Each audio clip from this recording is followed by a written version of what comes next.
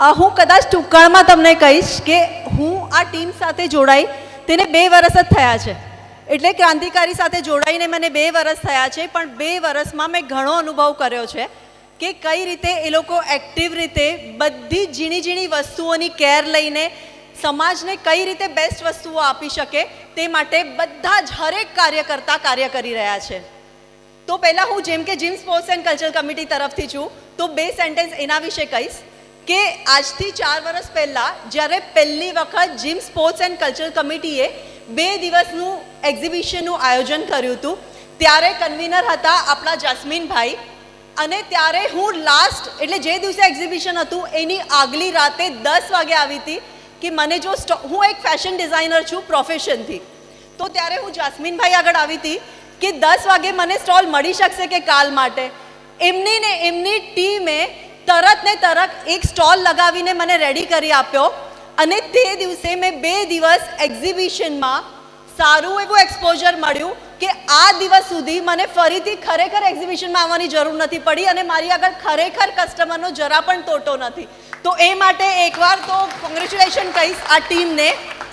આ ટીમ એ પણ વિચારીને ચાલે છે કે આપણા ભવિષ્યમાં છોકરાઓને શેની જરૂર પડશે. 4 વર્ષ પહેલાં આપણી વાડીમાં જીમનું આયોજન કરવામાં આવ્યું. મને નથી લાગતું, મેં આજ સુધી નથી સાંભળ્યું કે કોઈ પણ સમાજ આગળ પોતાનો જીમ હોય. તો આજથી 4 વર્ષ પહેલાં, આજે નહીં, આજથી 4 વર્ષ પહેલાં એમણે વિચાર્યું છે. હું હાથમાં લઈ લઉં, હાથમાં લઈ લઉં.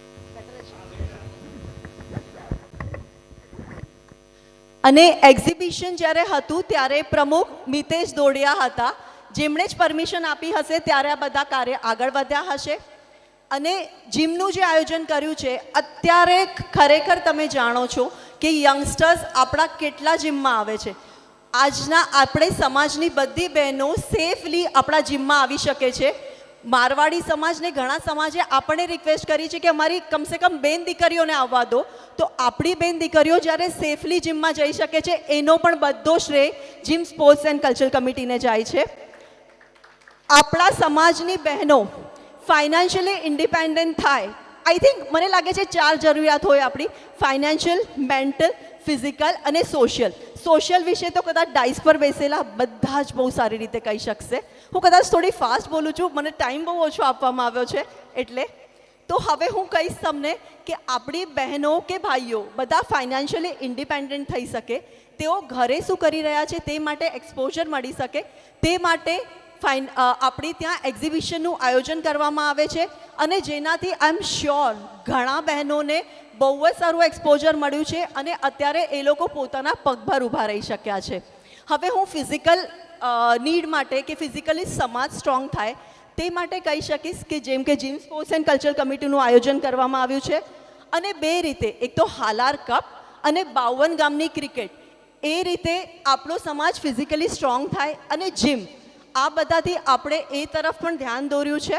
અને ત્રીજી વસ્તુ કહીશ કે મેન્ટલી આપણો સમાજ અને આપણી આવનારી પેઢી સ્ટ્રોંગ થાય તે માટે હમણાં જ રિસેન્ટલી આપણે એક ચેસ સ્પર્ધાનું આયોજન કરવામાં આવ્યું હતું, જેને પણ પ્રોફેશનલી જે રીતે ચેસ રમતા હોય તે રીતે તેનું આયોજન હતું અને જેને પણ બહુ જ સારો પ્રતિસાદ મળ્યો છે. થાણાથી, અંધેરીથી, ગણેથી બધા અહીંયા પેરેન્ટ્સ પોતાના કિડ્સને લઈને આવ્યા હતા.